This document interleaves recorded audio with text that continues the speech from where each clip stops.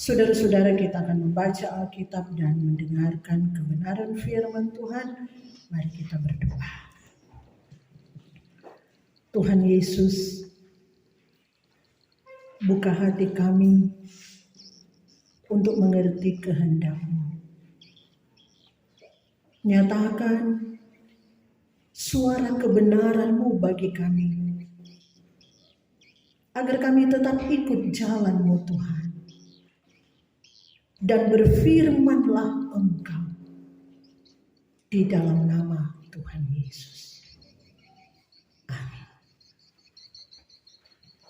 Saudara, sepanjang minggu ini pembacaan dan perenungan firman Tuhan dalam Lukas pasal 6.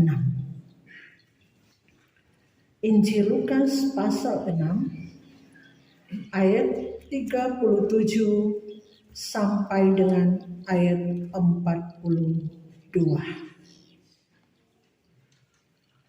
Lukas pasal 6 ayat 37 sampai ayat 42 dengan perikop hal menghakimi. Kita baca bersama-sama. Janganlah kamu menghakimi, maka kamu pun tidak akan dihakimi. Dan janganlah kamu menghukum, maka kamu pun tidak akan dihukum.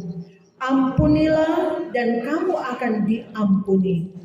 Berilah dan kamu akan diberi. Suatu takaran yang baik, yang dipadatkan, yang digoncang, dan yang ditumpah keluar, akan dicurahkan ke dalam ribaanmu. Sebab ukuran yang kamu pakai untuk mengukur akan diukurkan kepadamu. Yesus mengatakan pula suatu perumpamaan kepada mereka. Dapatkah orang buta menuntun orang buta? Bukankah keduanya akan jatuh ke dalam lubang? Seorang murid tidak lebih daripada gurunya. Tetapi barang siapa yang telah tamat pelajarannya akan sama dengan gurunya. Mengapakah engkau melihat selumbar di dalam mata saudaramu, sedangkan balok di dalam matamu sendiri tidak engkau ketahui? Bagaimanakah engkau dapat berkata kepada saudaramu, saudara, biarlah aku mengeluarkan selumbar yang ada di dalam matamu, padahal balok yang di dalam matamu tidak engkau lihat? Hai orang munafik, keluarkanlah dahulu balok dari matamu, maka engkau akan melihat dengan jelas untuk mengeluarkan selumbar itu dari mata saudaramu. Demikian pembacaan Alkitab pada saat ini. Berbahagialah kita yang mendengar dan yang terus melakukan kebenaran firman itu dalam kehidupan kita. Puji Tuhan, saudara-saudara, kalau hari ini kita boleh kumpul lagi bersama, jumpa di rumah Tuhan, di gedung gereja. Kita rindu akan Tuhan, kita rindu akan kebenaran firman-Nya. Nah, saudara-saudara, menjadi orang Kristen sekali lagi berat. Itu yang selalu saya sampaikan. Tidak mudah, tidak gampang menjadi orang Kristen, menjadi orang yang benar-benar percaya Yesus. Sebagai orang Kristen, kita mempunyai ukuran tentang kebenaran. Kita harus memiliki ukuran tentang kebenaran dan kita harus tahu mana yang benar, mana yang salah. Tentu ukuran yang kita pakai adalah yang diberikan oleh Tuhan Yesus. Ukuran kebenaran yang kita pakai apa itu? Ukuran kebenaran ini adalah Injil, adalah suara kebenaran. Memang saudara-saudara, nyaris tidak ada yang sanggup ikut ajaran Tuhan Yesus. Karena sebagaimana Tuhan Yesus sempurna, kita juga dituntut sempurna seperti Tuhan Yesus. Nah, saudara-saudara, standar sempurna tiada batasnya.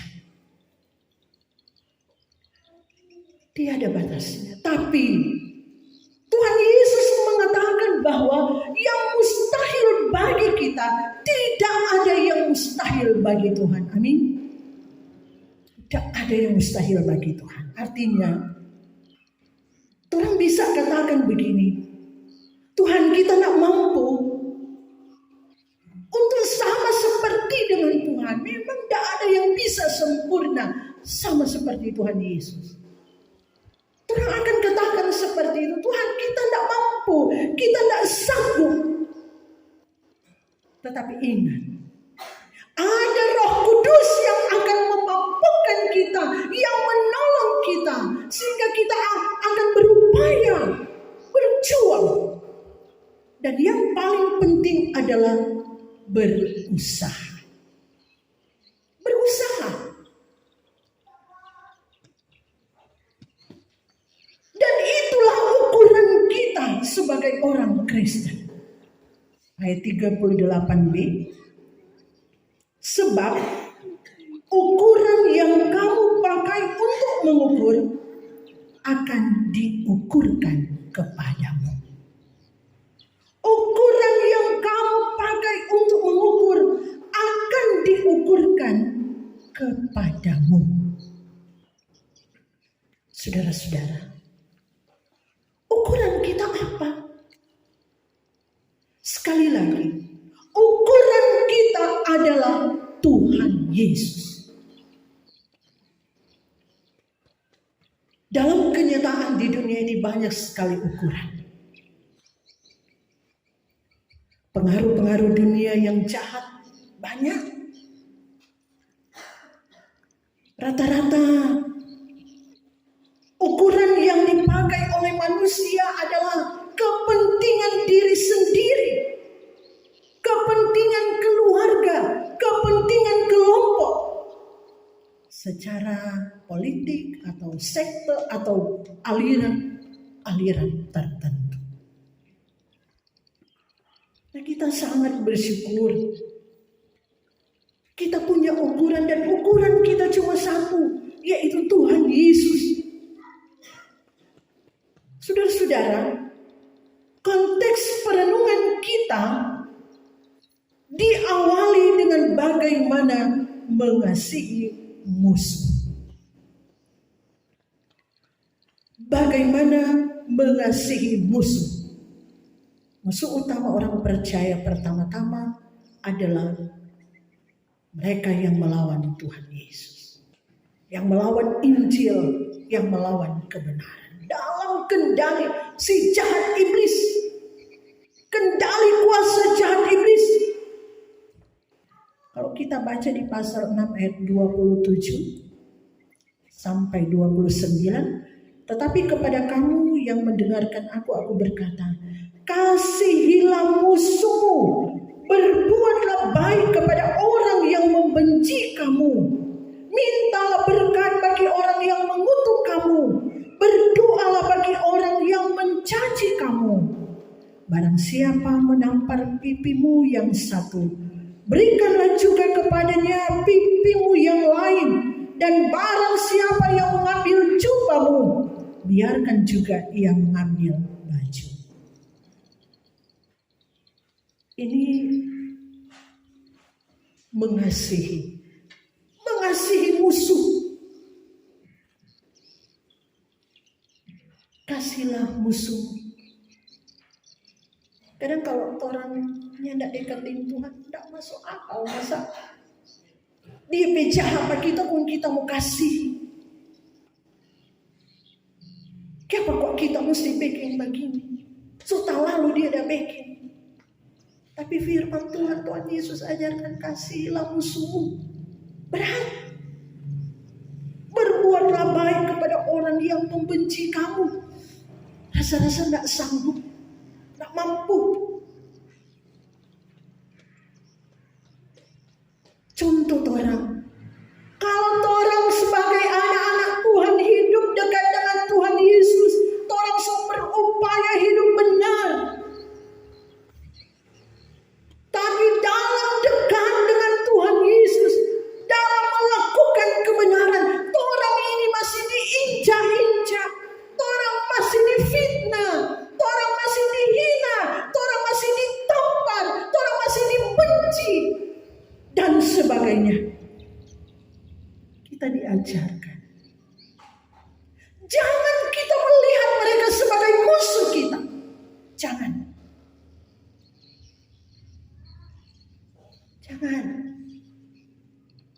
Tuhan ajarkan, kasihilah musuh.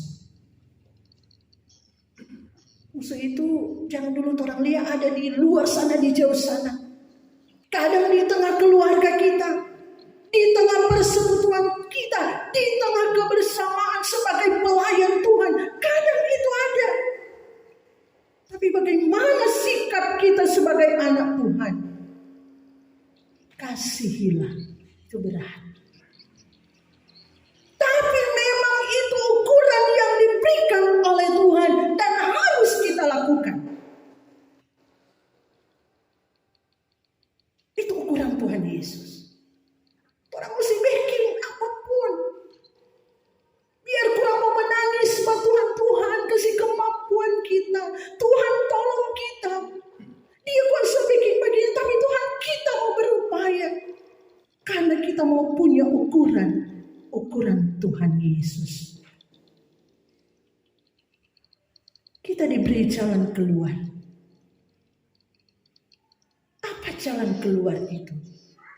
Orang berdoa, mengasihi musuh, dan kita harus berdoa. Harus rela diinjak-injak, rela difitnah, rela ditampar, rela dicaci maki. Ya, aku mengasihi. Harus ada itu. Itu efektif bagi orang yang mengasihi Tuhan Yesus. Itu Tuhan Yesus ajarkan. Jangan membalas kejahatan dengan kejahatan. Berdoa dan serahkan pada Tuhan. Saudara-saudara, lain-kali orang dunia katakan begini. Kesabaran itu ada batasnya. Itu orang dunia punya ungkapan. Kesabaran ada batasnya. Itu bukan ajaran Tuhan Yesus. Kita diajarkan oleh Tuhan Yesus, jangan membalas kejahatan dengan kejahatan.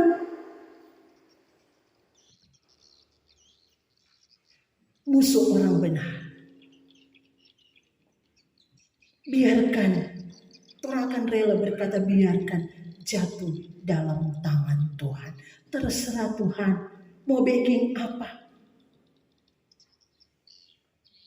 Jangan orang tobat-tobat atau orang bilang nanti ngana. Satu kali begini. Jangan. Taruh dalam tangan Tuhan. Terserah Tuhan mau bikin apa. Orang Tuhan Maha Adil. Orang jangan berani mengutuk. Jangan. Firman Tuhan katakan pembalasan itu adalah hak Tuhan. Tapi jadi orang Kristen bukan berarti ketika orang mengalami hal-hal seperti ini orang berdiam diri. Orang jadi bodoh. Bahasa orang hari-hari orang jadi biongo.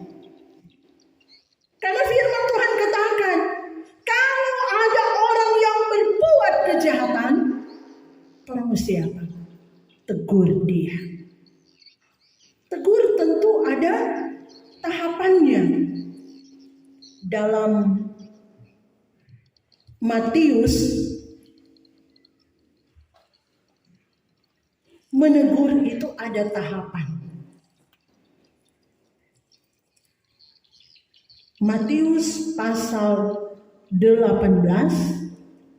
ayat 15 sampai dengan ayat 17. Apabila saudaramu berbuat dosa, tegurlah dia di bawah 4 mata.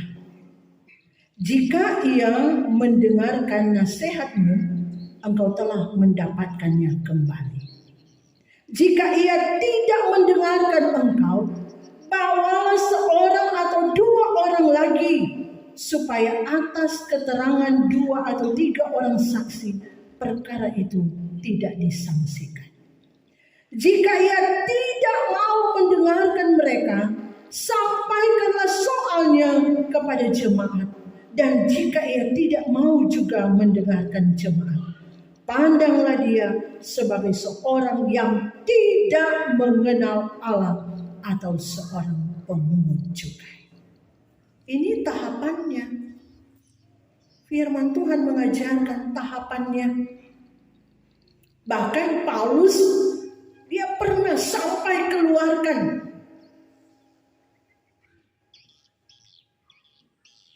seseorang dari lingkungan gereja. Paulus pernah menentang Petrus.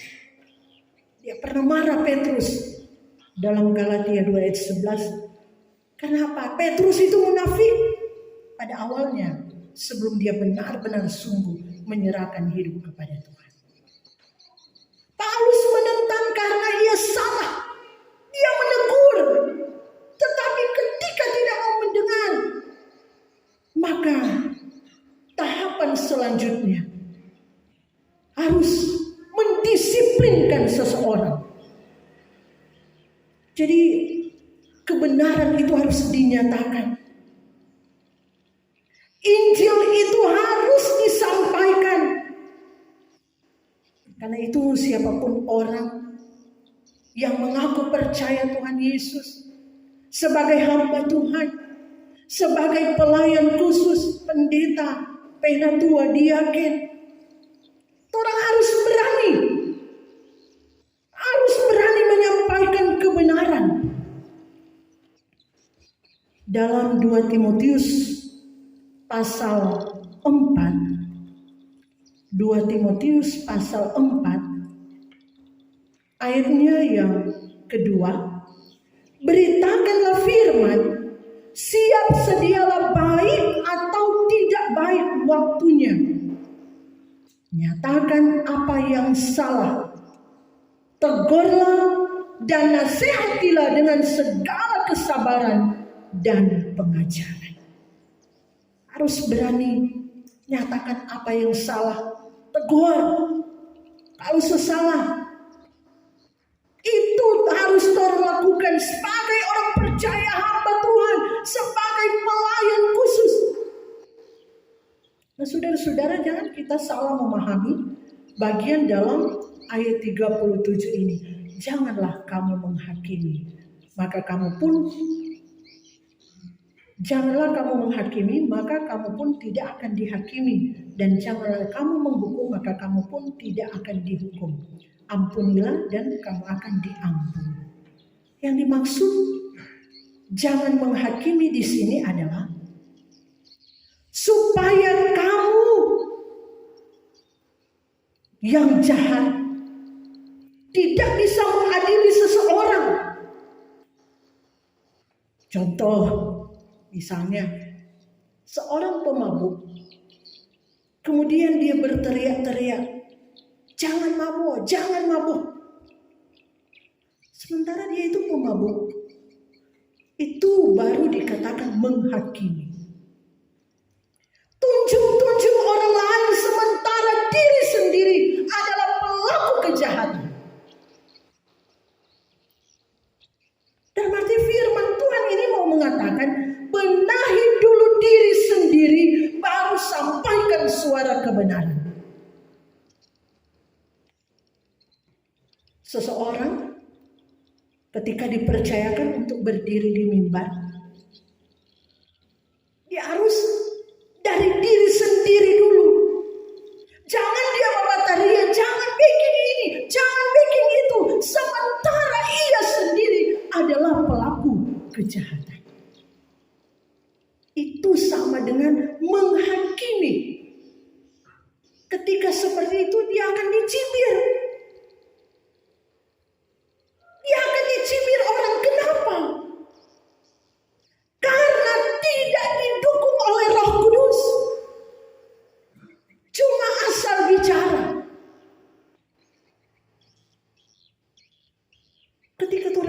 jangan orang selalu koreksi diri, balia diri, bakaca di diri Tuhan.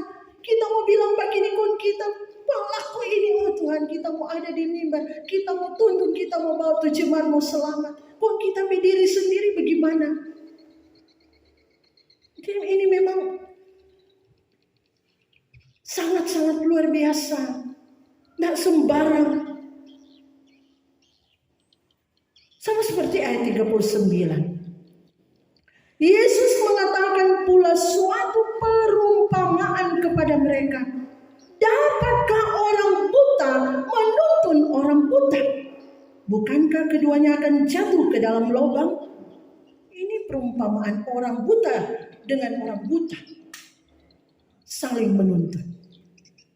Mau mengatakan kepada kita agar supaya yang jahat jangan juga menghakimi orang yang jahat.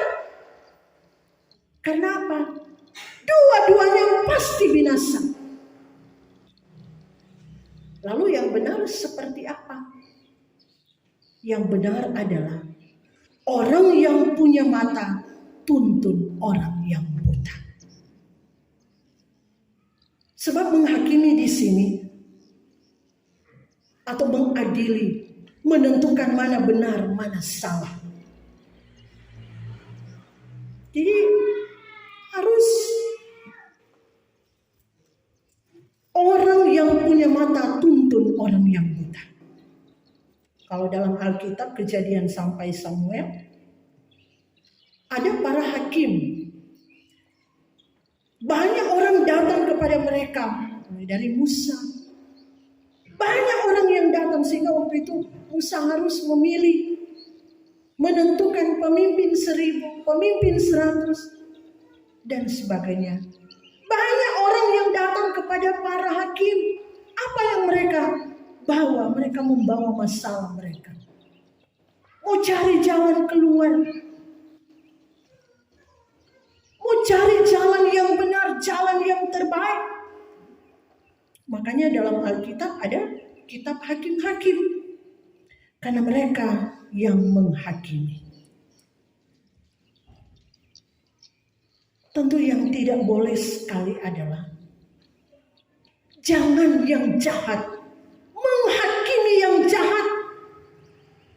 Akibatnya akan menimbulkan kekacauan.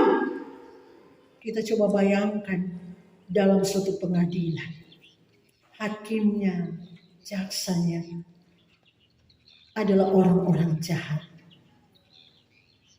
Bagaimana mengambil keputusan?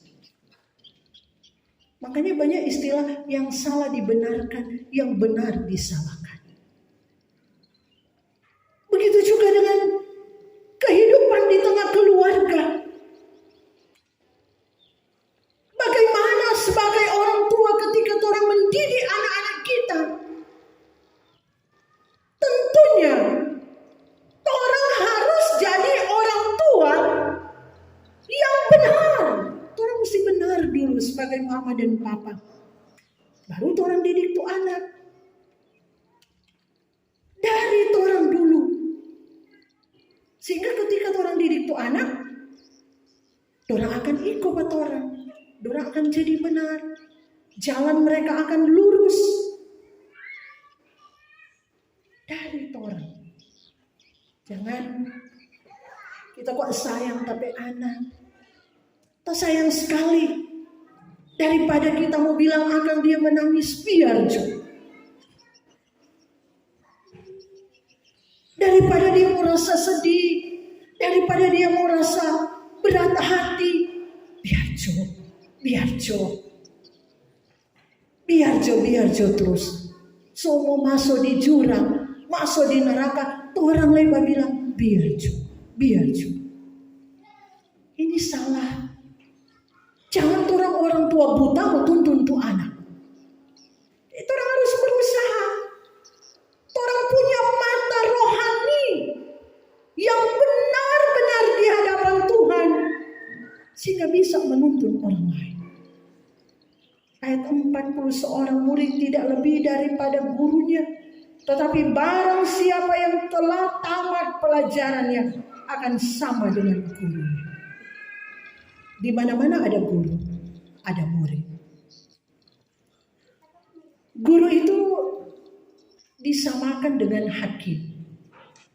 Kalau dalam gereja ada guru agama, ada pendeta, ada penatua, ada diaken. Adalah orang-orang yang menyampaikan kebenaran, mengajar, mendidik para murid-murid. Supaya murid itu tunduk dan ikut apa yang diajarkan oleh gurunya.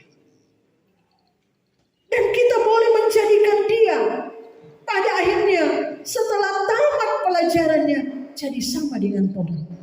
Jadi guru menuntun orang lain juga pada kebenaran. Orang yang belum kenal Injil, orang dengar suara kebenaran. Dengar suara Yesus. Yesus itu adalah guru agung. Jemaat Tuhan, dengarkanlah guru agungmu.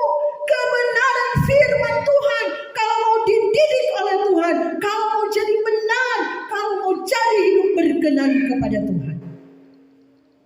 Dengar guru yang benar. Karena ada guru yang tidak benar. Dia saya ajar salah. Ada. Seperti yang saya katakan tadi. Dalam arti sebelum orang bersikap adil, benahi dulu diri kita sendiri. Benahi.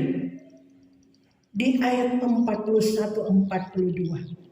Mengapakah engkau melihat selumbar di dalam mata saudaramu, sedangkan balok di dalam matamu sendiri tidak engkau ketahui?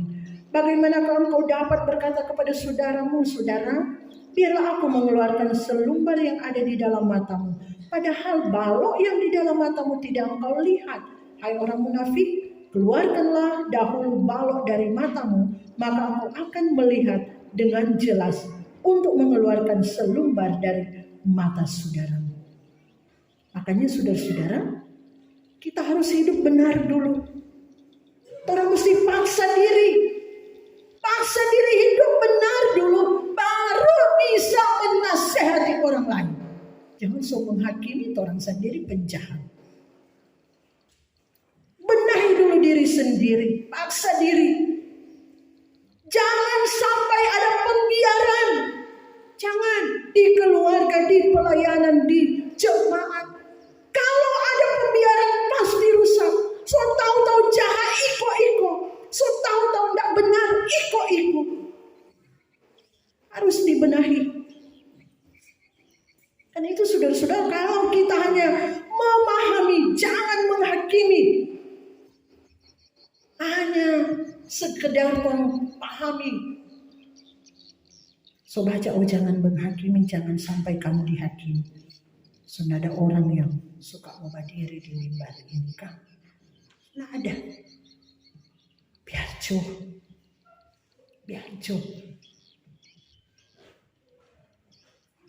Padahal Tuhan mau katakan yang benar. Karena itu katakan kebenaran. Kita kok sayang pada dia. Terus tegur. Daripada dia begini, daripada dia begitu.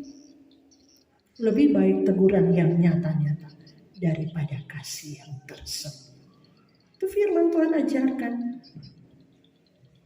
Lebih baik teguran yang nyata daripada kasih yang tersembunyi. Sakit memang kalau ditegur. Sakit memang. Firman Tuhan itu luar biasa. Sampai ke batin kita dia akan menembus. Kalau orang buka hati, berarti orang akan jadi baik, akan jadi bagus. Kalau hidup kita tidak benar, kalau hidup kita jahat, sekali lagi, jangan berani menasihati orang lain. Nggak guna. Firman Tuhan ini mengingatkan kepada kita hari ini. Ada pengutusan Vikaris Pendeta Galat, 6 bulan ada di sini, telah belajar. Dia melayani tapi juga belajar.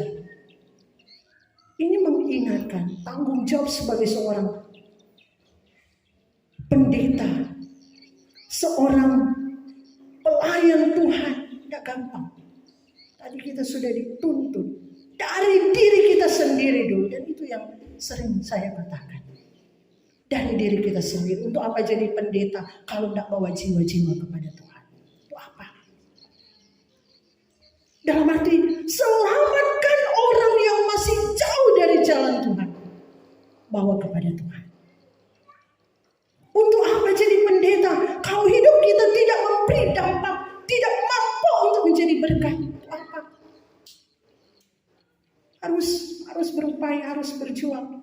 Tidak gampang memang. Pendeta dituntut lebih dari jemaat, lebih dari pendeta, penatua dan diaken. Lebih. Karena itu harus serius melayani Tuhan. Harus sungguh-sungguh melayani Tuhan. Beri hidup yang terbaik untuk Tuhan. Mungkin selama di sini vikaris banyak melihat bagaimana kehidupan kami. Sebagai pendeta keluarga kami. Berupaya berjuang. Supaya tidak sia-sia pelayanan kita. Tidak sia-sia. Tuh orang bilang, tidak ada beban bahwa Tuhan tidak lakukan itu.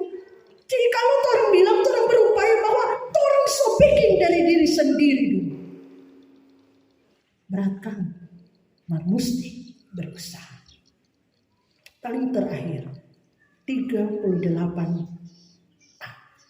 Ayat 38a.